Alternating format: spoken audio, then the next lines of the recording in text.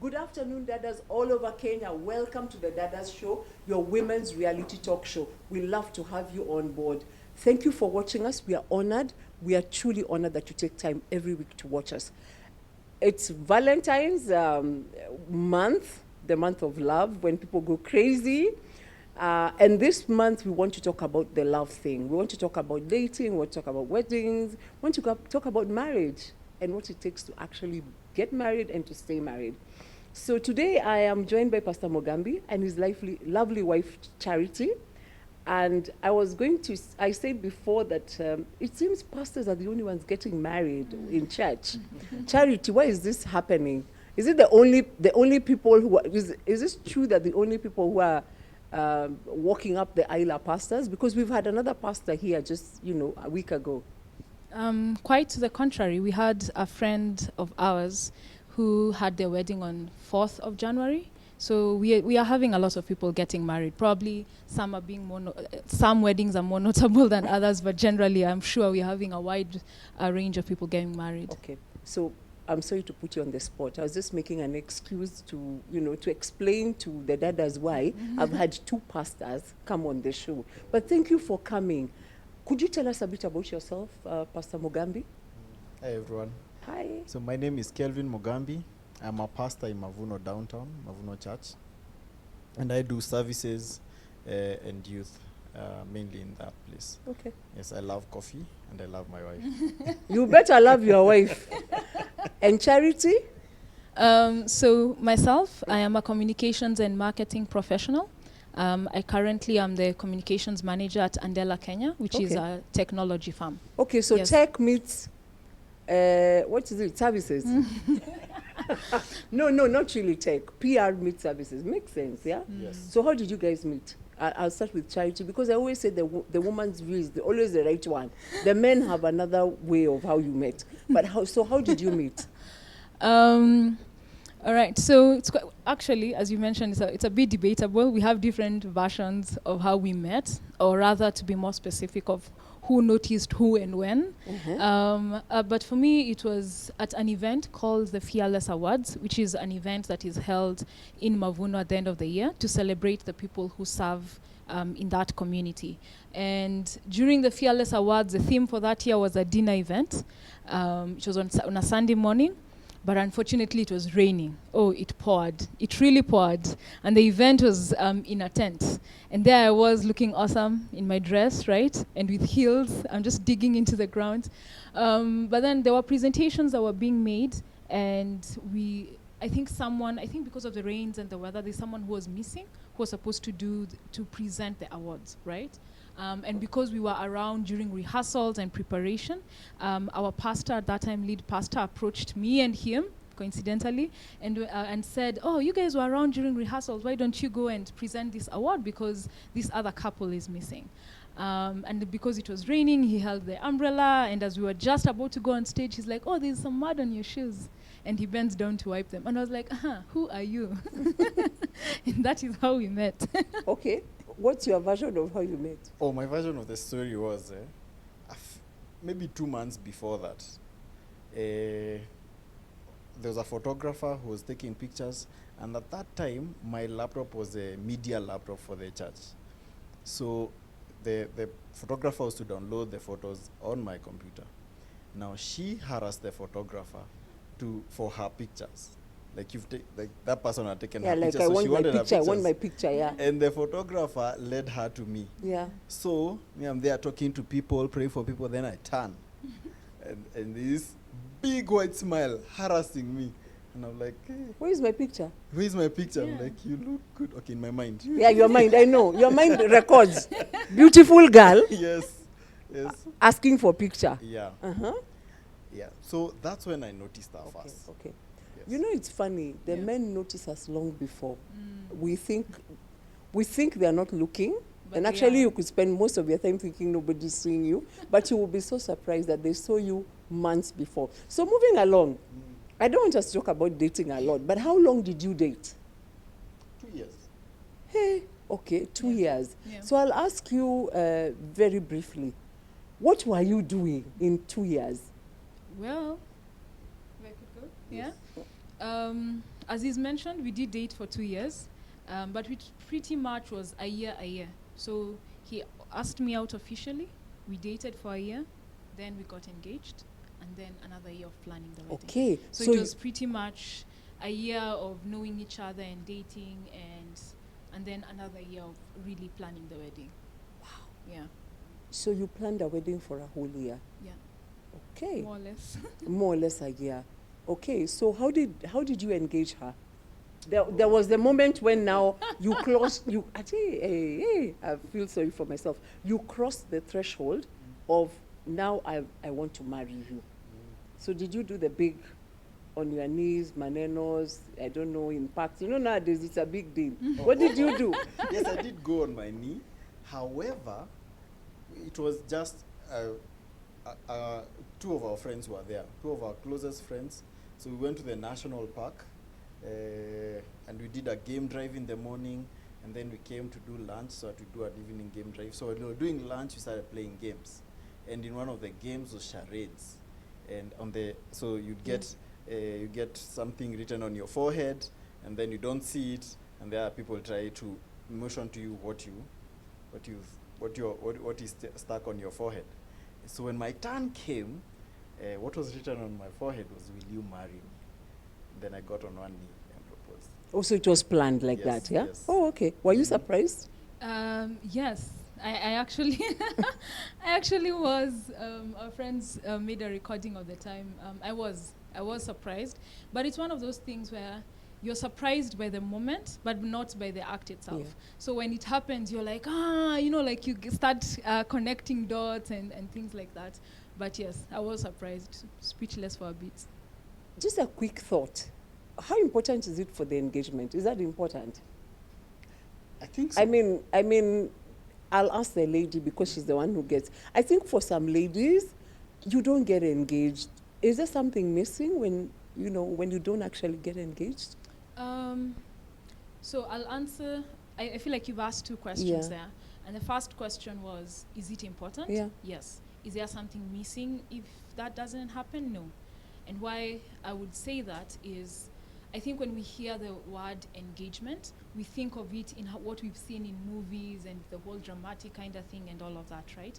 I think what is important, if that is missing, that's fine.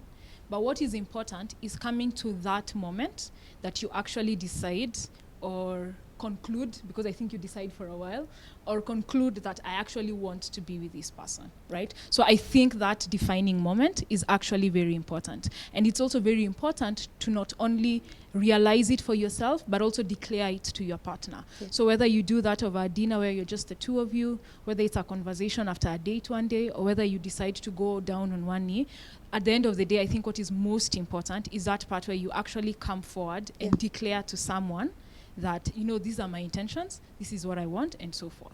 Okay. And I think the importance of that is that it prevents a situation, and as young people call them these days, situationship, where you're not clear on where the other person stands in the relationship. To them you're dating, to them they're not dating. The other person, they're saying, I'm courting this person. The other one is telling their friends, there's just this person we are hanging around with. So it's important to have that defining moment. Okay. So if it's important for your partner for that defining moment to be an actual engagement, then do it. Okay. If your partner does not feel like that and they just want a quiet dinner, then the point is the defining moment is what's important. How you do it is based on the couple. That's really good. I actually agree with her. Yeah. I feel the razzmatazz behind every event is dependent on you guys, how you feel you want it. But I feel one shouldn't take advantage of the other person's or take for granted the other person's permission. Yes. Yeah, so I feel it is necessary at any stage, even in friendships, in work relationships, to declare. The same way you finish school and you have a graduation, or you clearly leave high school to go to university. The same way you should have something like a clear ask, that this is what is happening. I am not just seeing you. I'm not buying yogurt and coffee for free. I'm interested. Now I actually want to have a relationship with you. Now I'd like to marry you. Now stuff like that. Yeah. And then I think the gentleman is always the one who engages the lady, or can it be vice versa? I don't know. I mean, I'm just asking. Can the lady come up and ask, will you marry me? I've had things nowadays. Young people are not like us, but says. At some point, I think young ladies are asking men, what is happening? And so must it always be the man? And let me ask them, must it always be the man who asks about will you marry me? This is what I think. If the man is supposed to lead, then he should lead the conversation. However, bad leadership can also be questioned. So if the lady feels that, hey, you guys, you're wasting my time, there are other prospects around, be like, you guys, what is this? What is happening? Do you intend to do something? And I feel there should be that space to have hard conversations without any feelings being caught. Okay. Yeah. Okay. Yeah, I completely agree with him. Yeah. I think in today's society, because we tend to visualize that's the man who is going to engage, what happens by default is that it places ladies in a backseat position where they are not actively thinking about the relationship. And I disagree with that. I think both parties should actively think about the relationship. Like, what is this about? Yeah. Where is this going? Do I want this? Do I not want this? And so forth. That should be from both sides. So as much as it's a man who will lead that and engage, but it should be something that the lady is also thinking about and assessing and wondering and all of that. Yeah, Okay. it shouldn't be one-sided Okay. at all. I like the fact that you've clearly stated that you're transiting into the wedding, you're getting married. So now, did you envision the wedding together? So when he said, will you marry me, what did you think? What about the next plan? What was the next plan of action? What took a whole year? Oh, because my to be goodness. honest, when I hear you took a whole year to get married, it's very discouraging. Because if, we have to wait a whole year to be married, many people will be like, ingia tu kwa nyumba. So I don't really think it's that. So for us, what determined the time frame is not that we were really waiting for a year. It's because immediately after the engagement, which was in April, which was like our 11th mark of dating, in May, we decided, so our wedding is going to be a year from now. So we chose the date first. Okay. And it's the date, and the date was significant to us because that's the day that he asked me out to be in a relationship with him. And then a year later, we got engaged. So we decided, okay, our wedding is going to be on our second year anniversary of dating of sorts. So that's what determined the year. Okay. So the first thing we chose was the date. And then now we started going through the processes. What are we going to do? What do we intend to do during this wedding planning time? And some of those things were we had to get a budget sorted. We sat down and we were like, we need to get this budget sorted and see what we can be able to do and what we cannot be able to do. And then the other thing that was really important to us was actually going through a premarital class. So that's something else that took a bulk of It our takes time. about, half a year? 3 months-ish? Depends. 10 weeks. 10 weeks, Yeah. okay. Mm. Not That's too nice. long. Yeah. Okay. Yeah. So we did not want anything hindering our premarital class. I think we only had the first visit Or something, to yeah. our folks, yeah. Other than that, the whole 3 months that was spent, it was just spent building that foundation. Because we really wanted to focus on it. We don't want to get in flat-footed. We wanted to prepare well for marriage with people who have been in marriage for years. Yeah, and then now the budget, we did a number of budgets, agreed on one. I like the fact that you budgeted. That's a good idea. Did the budget frighten you? I mean, I can imagine she came up. I'm sure the ladies are the ones who come up with the budget. You and a group of your friends got together and you sort of, have a dream wedding and then you present it. When you saw the budget, the amount, you are like, let's just go to the attorney generals. But ironically, we actually sat down together and first we agreed on what was non-negotiable for us. Yeah. So I was keen on, was it food? Food is She very was important. keen on decor. Okay. Like she wanted the place to look nice. So we asked around, got some quotes, so had that down, and then the rest. So we had a budget where only the things that matter. Then you had another one with the fancy footwork. Yes. Then we had a dream budget, and we had an in-between budget. So we had like 3 budgets. So, because the idea was, we needed to figure out what is this that cannot miss. And I think we could afford, from our savings, we could afford that. And then now, going forward, what else can we add? Okay. There was then the thing about, so there's premarital, then there's planning for the wedding, then there's the things of going to home, to the parents. So how important was that? Because I know that, those can be tough. Those can be tough. And yet, in Africa, I say we have 2 weddings. We plan for 2 weddings. We plan for the wedding, for the, cultural wedding, and then we plan for the white wedding. So how was your experience going to her home, paying dowry? Did you pay dowry? That whole, the whole, and that takes a long time.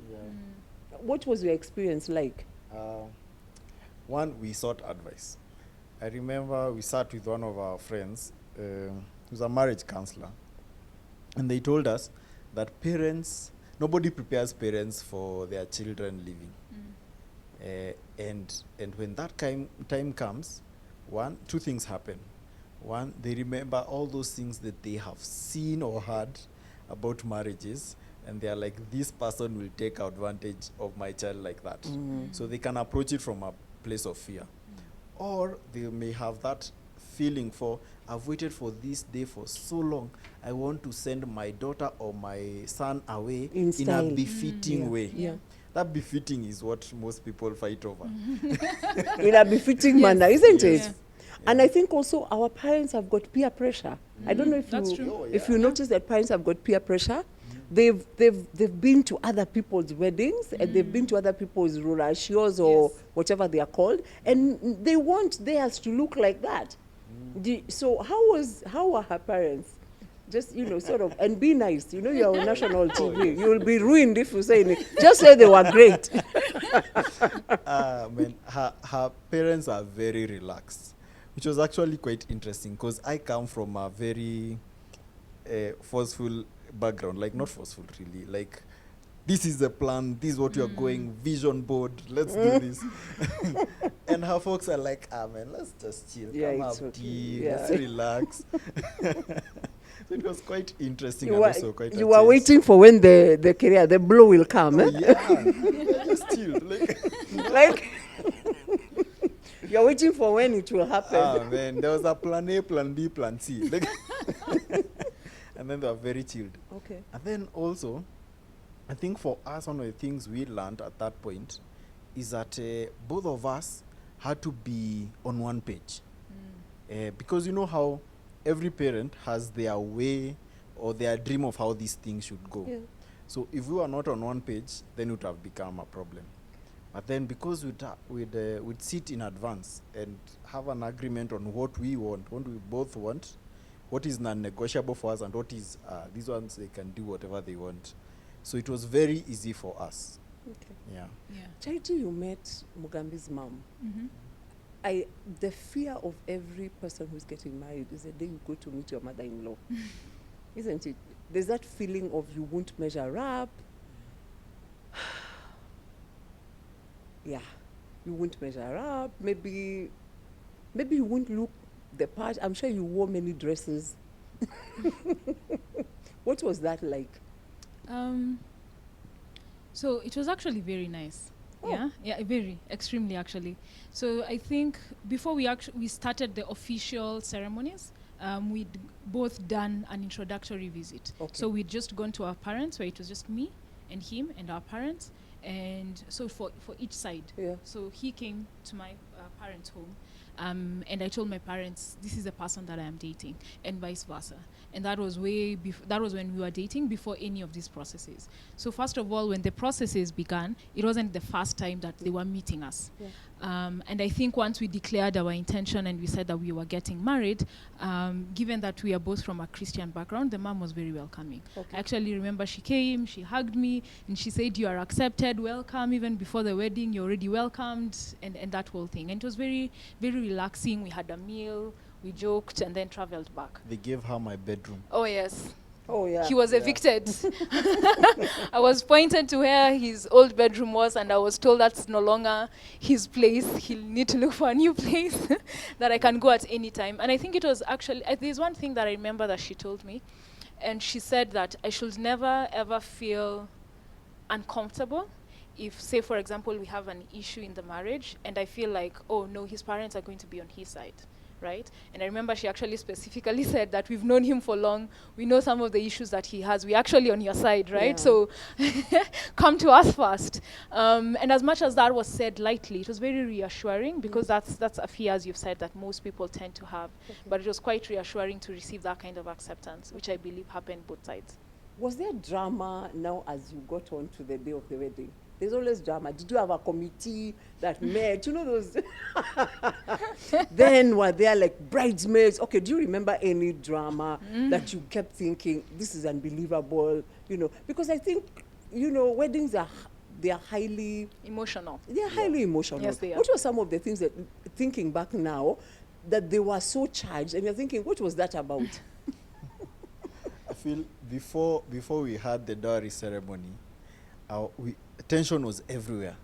We were so tense. We were like, what if they ask this? You see, the other day he looked at me like this. But I still go back to that being one. Because I think one thing that our parents pleaded with us was to change the date. Because the date was May 17th, it was on a Friday. Yeah. And because we had agreed that this date is important for us and this is what we are doing, it wasn't even more of a hard conversation. It was for, hey, please change this. No, this is important for us. We are doing it on that day. They go to her, please change this. Like, this is important to us. Yeah. We are doing it Yeah. that day. And so that story ended like that. But you could see, if we want of one mind, that would not have happened. Yeah. Yeah. Okay. Yes? Oh. Were there any moments, you know, Auntie Lucy, we always have the one auntie who's giving everybody trouble. What are some of the things that came up that you think, planning the wedding, you know, just the whole thing of planning a wedding, because it's a lot of pressure. Yes. What were some of the things that you thought, wow, this is a lot it's not important and yet it's so much work? So I actually keep joking that anyone who fully plans a wedding should get a project management certificate after that. I think one of the major challenges was actually balancing it with work, right? Because you have things that you need to do during the week, and on Saturday you have an event. And before the event on Saturday, you need to plan for it or other things during the week.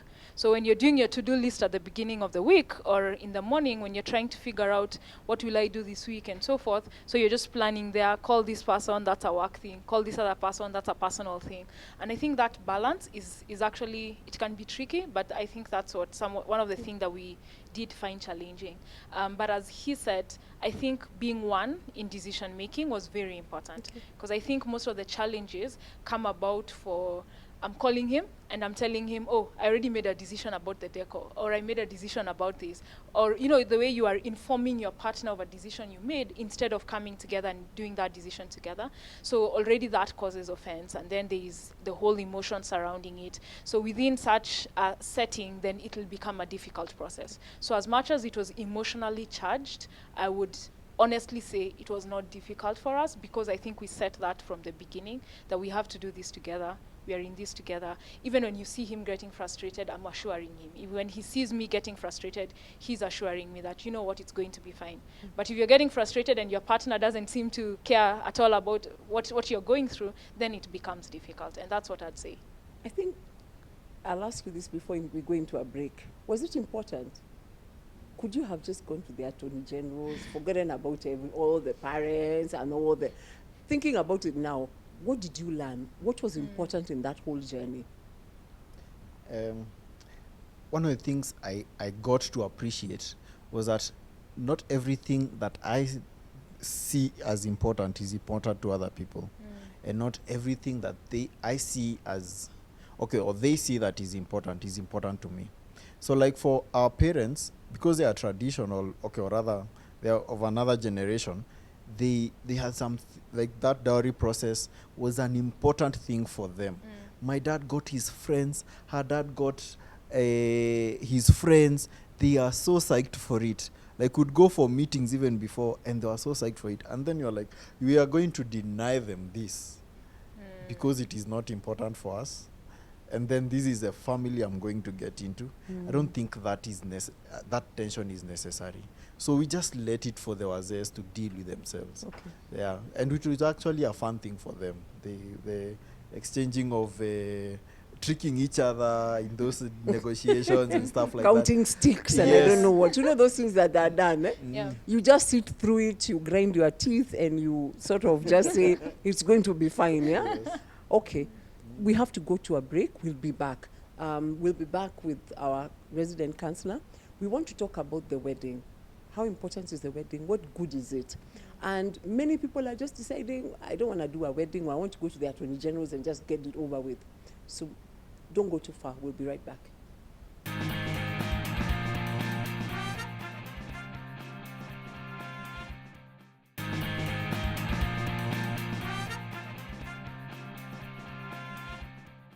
Welcome back, Dadas. We're talking about weddings. We all love the wedding. We attend it, we dream about it.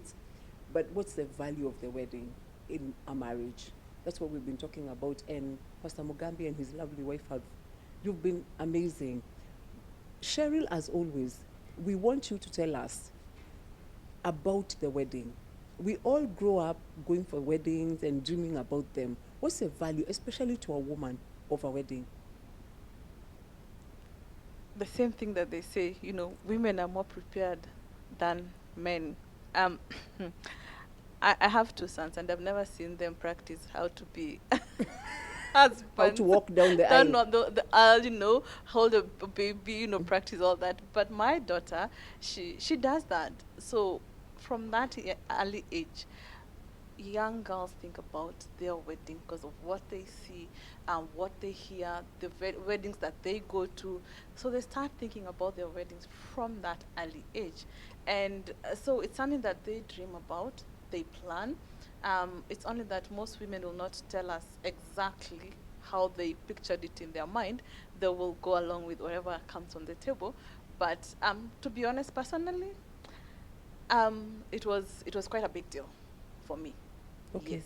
So wedding is important. Okay. It is important. It is the start of a new life. And for me, I always say it is one of the biggest projects that a couple embark on before they start their If they life. do the wedding poorly, they'll probably end up with it's a rocky beginning. Of course, a lot of things come out during planning of the wedding. I don't know whether they will be willing to share, the challenges that come out of it, because at that point, people fight.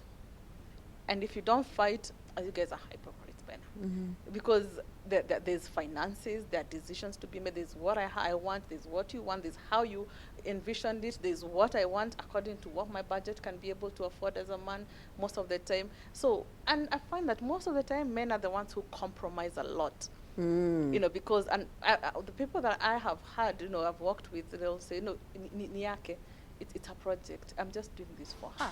But I think listening to him, he was part of it, from the word go. He was part of it, he didn't delegate, they made decisions together. And that's a good thing. So it is a big project, a very, very big project as you start your life together. And you guys have to be, both of you, available for the nitty-gritties of the planning of the wedding. Because at the end of the day, both families, friends, and everyone is looking out to see what are you going to come up with at the end of the day. That's true. Yes. Okay. Pastor Mugambi, question, which we talked about during the break. The money issue. Many committees you go to, they'll give you a budget, then you ask them, how much do you have to finance this? They say, hatuna kitu, tulikuwa tunataka kusikia nyinyi mmekuja na nini. How did you plan your money before? How did you have money to finance your wedding? Also, the moment we got engaged, like a month or two after, we opened a joint account. We opened a joint account and started saving for the wedding. And then that's the period that you also sat down and did a budget for the wedding. So by the time, so I think we had one mindset for my money is her money is my money. So it wasn't for my money is ours and then her money is hers. No, it was we bring all our resources together because we are all getting married. It's not one of us is getting married. Yeah, so that I feel helped us a lot. So did you, okay, can I go? So did you put your money, all your money, like your salary come to one account? Or you saved part of it? Yeah. So for the joint, so I get your question. So for the joint account, we opened it for the sole purpose of the wedding. Okay. So it was the place where we deposited the funds, and even out of it, that's where we made payments from. Okay. So no one was making payments from their personal account. Okay. We're making payments from that account. Okay. And also just to add to what he said, I think it was very important for us that we were one during that process. And she's mentioned it's a common thing people say in society that, oh, the wedding is for the lady. Yes. The man is just like, just going with the emotions and all of that. And I actually would like to strongly disagree with that. That as much, I think that is something that is in society. I agree with what she said, that is in society. But what I would want to probably say is that it is equally as important for the man. I think we just don't play it because there is no place in society for them to come up and go like this is important for them. But I think it's a process. As she said, it's one of the projects that you will do together and it will really determine how you treat each other. A lot of things come up during that process. So it's important for both of you to be involved in it. It's not a one-person thing and I'm just helping you along or you're just executing. And I think something that we did during the process, even on the wedding day itself, we set out to look for things that are important to us. So we were like on the day before we went on a date, on the day itself of the wedding, we gave each other gifts. I gave him a gift, he gave me a gift.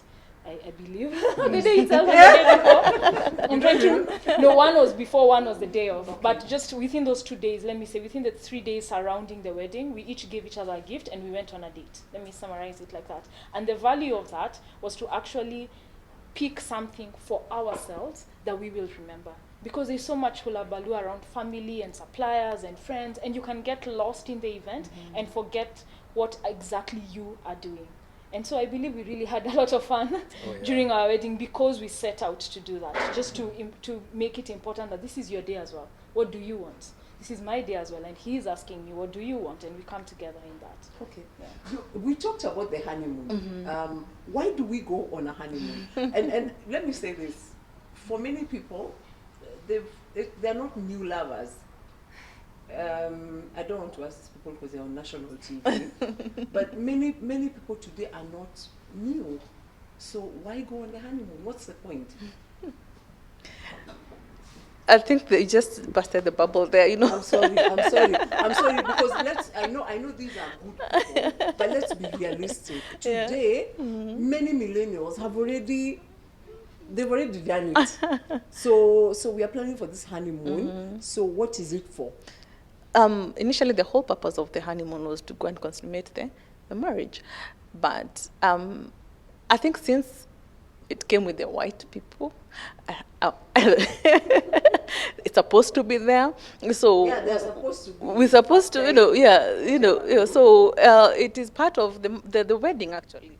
So people definitely go for the honeymoon. But, of course, nowadays, it's also to relax. Yes. To be able to get to know each other, away from all the struggles and the planning of the wedding, and away to at least hopefully most couples who go there and are very intentional like these two, I want to believe the thing that they do there is also to plan out their future. From here we are going now to start living together. What are we going to do with our lives moving forward? Come up with the agreement, the goal. Now this is a new family that they have started. What are going to be our values? How are we going to make this work? I want to believe that should be, apart from the other thing, that should be the other thing on the agenda. If you make time from the other thing, yes, you might make time to have a family vision board. Exactly. Okay. They get a vision board and they plan their future now, moving forward. In the next 6 months, what do we want to have achieved? Yeah. And sometimes I always encourage couples to be able to also to have identified where they're going to live together before the wedding. So when they come from their honeymoon, they are going to go into their new home. But see they move now to the guy's house, and then as they decide where are you going to live, or to the lady's house, like that. So those are some of the decisions that need to have made before they go for their honeymoon. So when they come, and the gifts that they receive during their wedding day, they're taken to their home. So they come, walk into a pile of gifts, and they start from there. Okay. Yes, but I want to believe, apart from, getting to know each other intimately during the honeymoon, how about couples start planning their future? Yeah. They also get to know each other more during that time. So by the time they come, they know where to start from. Charity, the woman is the one who goes for, it's taken for granted. There's a lot of assumptions in this wedding thing, that the woman is the one who prepares for the honeymoon and the man just shows up, hopefully in his boxers. What? I am sorry. But it is taken for granted that, the woman is the one who is being taken on the honeymoon. What was your experience? And how had you prepared for the honeymoon? Did you prepare? Yes. I think so even before we started the wedding planning process, we established a mentor couple, which was really important for us, and they guided us through a lot. And also our best couple was very instrumental in how we faced some of the things. So the honeymoon is one thing that we talked about. And I think we'd mentioned even earlier that we had a budget where we did it together, and that was part of the budget. So the budget did not cover the wedding alone. In the budget, yes, it covered the wedding, it covered the honeymoon, and it covered the traditional ceremonies. We had everything in it, right? Or everything that was pertaining to the next 1 year in terms of wedding planning was part of our budget. So the honeymoon preparation fell into that as well. So we discussed where would we want to go, what are some of the things that you enjoy, and so forth. He likes road trips and hikings. If you if you took him camping, he'd be very happy. So things like game drives and things like that. And then I like the beach and things. So we tried finding an in-between for that. So okay, we will drive down this time, we will do this time, and so forth. So that was the first part of the honeymoon preparation. I think the second part, as she's mentioned, is just the consummation of the marriage, right? And for us, one thing that we did, again, we went to the gynecologist together. So just to discuss with him, okay, what does this look like? What is this about? What options are there in terms of if you want any form of family planning or not, or just to handle things and so forth. So we did all of that together, and that's how I'd say we prepared for our honeymoon, and even just setting out what exactly do we want to achieve from it. And for us, it was just a time to relax and to have fun and all of that. Yeah. Mugambi, had you prepared a place where you'll come to, take your wife, the Mzungu way, lift her over? What is it called? What is it called? Over there, jump the broom, carry her over there. I don't know the what. How you carry them over there. Had you prepared a home for your wife? Actually, that's what I'm asking. So Yes. you were not going to live either in your house or her house. You had a home together, or how did it work out? So what happened was around we looked for a house. We wanted a good house, so we looked for a house together. We found a house that we were both okay with, and I moved in. Was it a month or a month before the wedding, and we brought her things just like a week before the wedding, and then so when we got married, that's the house that we moved into. These people do things correctly. I feel like clapping for you. How did you do everything so correctly? This is my question to you before you come in. How did you do this? Because everywhere we are ticking a box, everywhere we are check. There are couples at home who are sitting thinking, what to work or to organize. They've already disconnected. They've already decided these people, I can never be like them. How did you get to tick every box check? I feel it is being intentional. So just say before the wedding, no, just a few months after engagement, we were in that space where we had to have hard conversations, and we read widely for a whole month, just trying to get to understand what we want and how we want our relationship to be like. Because up until then, I think it was as things go. We get angry, like that, stuff like that. So two major things stood out. That for us to have the marriage we want, because first we have to decide we decided this is the kind of marriage we want to have, and then how are we going to be intentional to create this kind of marriage? So the first thing we learned was that we needed to create a safe space, both emotionally and psychologically, where she could come and say what she felt, and it was safe. Her feelings were valid. My feelings were valid. Everything, like we could actually be honest and raw with each other, and no feelings will be caught, because that is what you are feeling exactly. That was the first thing. The second thing was being one. So once we and being one for us meant that we will be on the same page on everything. So if we feel, even when fights come, disagreements come, the idea is that eventually we'll be in one page. It doesn't mean that we have to agree. You can agree to disagree, but you are in one page. You have agreed to disagree, and that, I feel, set us up for the rest of that period. Plus, of course, having, I think for me, a mentor couple, and a best couple who knew what they were doing, isn't it? Because I think many of us just get best couples who just will look nice, like, huyu akivaa nguo atakaa vizuri, and you, this is my buddy, my buddy. So I think I would add that. Cheryl, does it bother you that many people just skip the wedding today?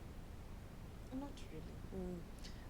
The expectations that have been set as far as doing a wedding is concerned, especially in our society right now, unrealistic.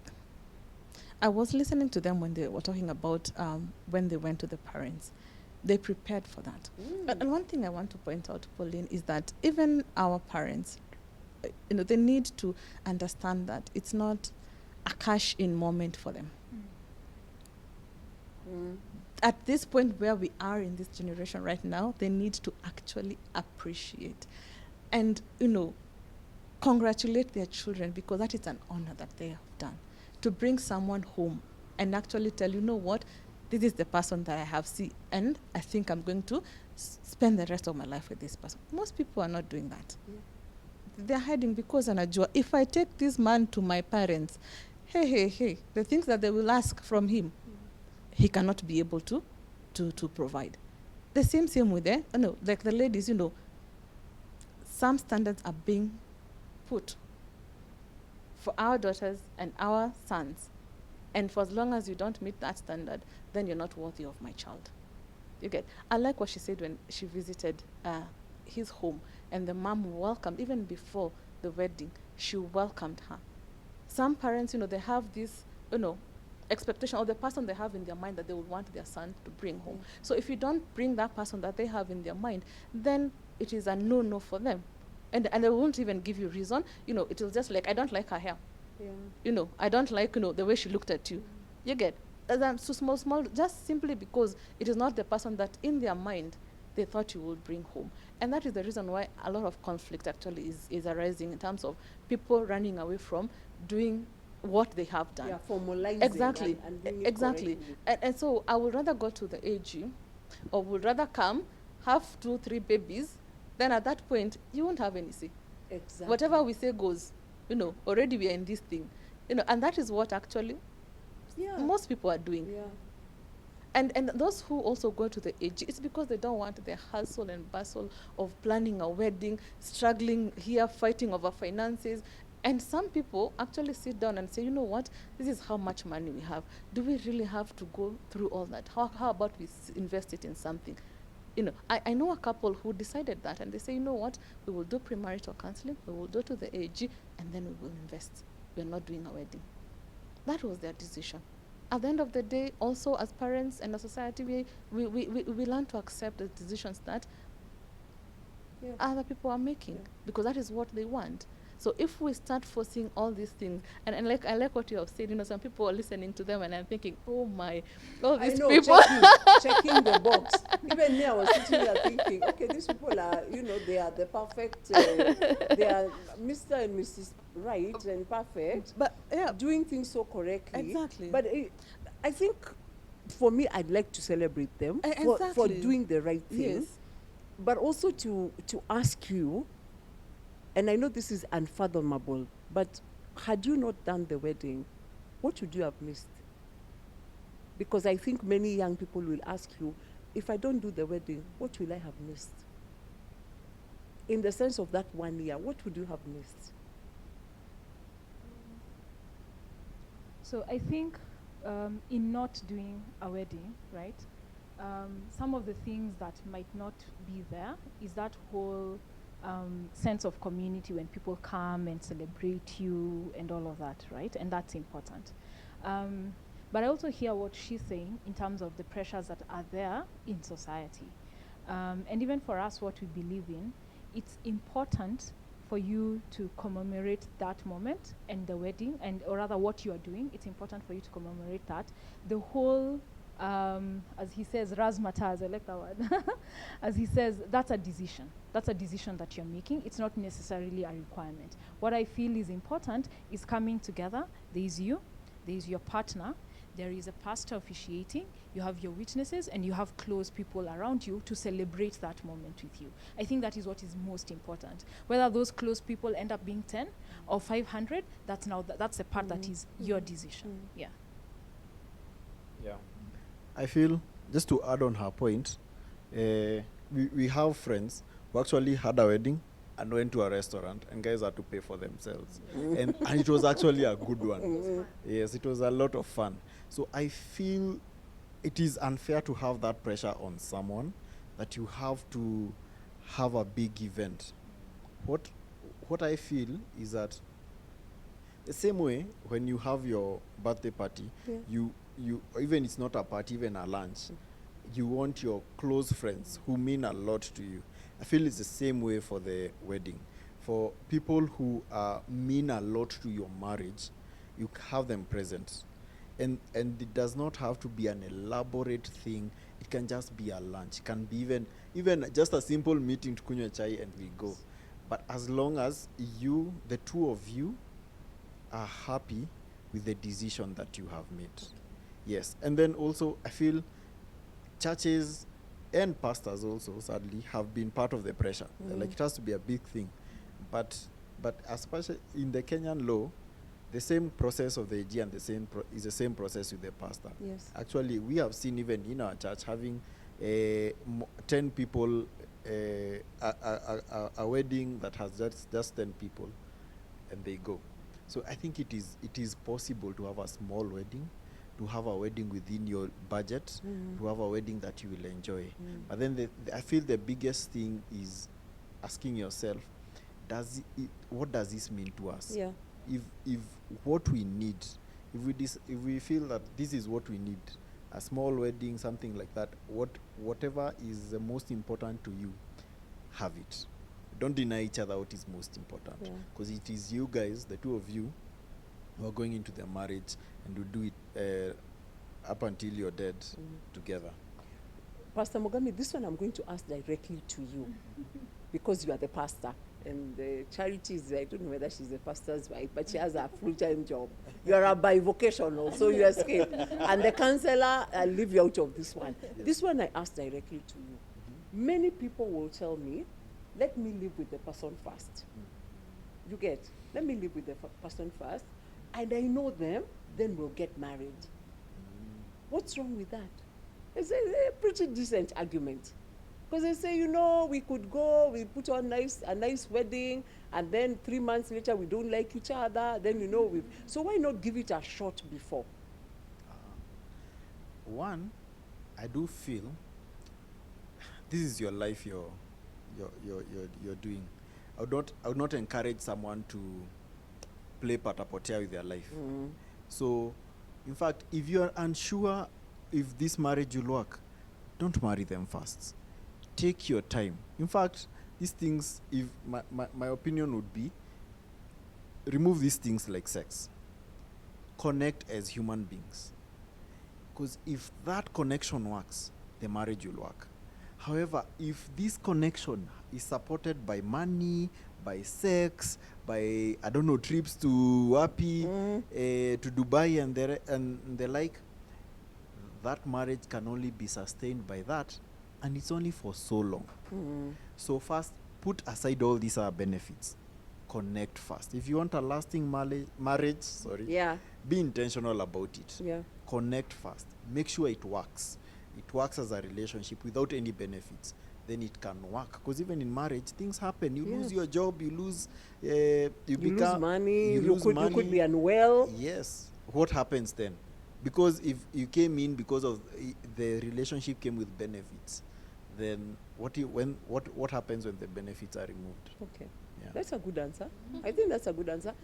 You are. I have to take closing remarks. Your closing remarks about Kamwiste, which by the way, many people will tell you, this is what we've chosen. Yes. A controversial topic, I have to admit. But my opinion is this. I feel the reason why people advocate for Kamwiste is that narrative for I need to really know them. Yeah. And I feel the reason why you do not really know them before you start living together is because you're not having hard conversations. Right? So you are trying to create an environment that forces situations out of that person. Right? So you're creating a situation where you have to live together because, now I will see how you wake up. Now I will see 1, 2, 3. Now I will see how you deal with the kitchen. Now I will see how you deal with finances. I honestly believe that most of these things, you can have hard conversations about them even before that. And if you're not, so it's a situation, you're trying to create a situation where someone is forced out of their place, right? But I think we should create a culture and a narrative, which is very hard, of having hard conversations. And even as friends, if my friend starts dating, if I start dating, that they are coming and they are saying, no, not if I start dating, I'm married. Yeah, now you're married. Completely. You're married for 8 months. Yes. Yes. But when I started dating, friends came to me and asked me, who is this person? Who are they? What are your values? Are they aligned? Even 3 months into dating, do you think this is something that could lead to marriage or not? We need to learn how to have those hard conversations with each other, with our friends, with our partners. And I think if we have them early enough, then we do not need to create situations where you're forcing someone to the corner so that you can see who they really are. Have your last word, and it must be a fast last word. And let me tell you, I like what she said. People are not having hard conversations. They're not being real. They're not being honest about the intentions of what they want. So meet someone. At the end of the day, even if it's a G, even if it's Kamwiste, at least acknowledge that person. That person has come from somewhere. Yeah. And just out of respect, let them know that you have their daughter, and let them know that this is what it is that you are intending to do with your lives. So, number one, I will say, please, let's just have real conversation. Let people sit down and jot down their question and ask one after another. Premarital counseling. Let's advocate for that. And it needs to be real. Issues need to be brought out. Just don't paint this beautiful picture of what a wedding is or marriage is. Let them know what they're getting into. I think that is important. And the other thing, marriage is the only institution that people get in with a certificate. With their license, and they don't know what they are doing. They are given a car to drive, and they have no practice. Exactly. So if we change the whole idea about what it is that we have been taught about relationship, dating, and marriage, maybe at least we will be having quite a good number of people who are actually willing to do it and stay in it. Okay. Because right now people are running away from marriage. They're running away from dating. They're running away from relationships. Let's coexist. Let's do this until when we feel like it can become something else. Pata-pata, playing with your life. That you never get those years back.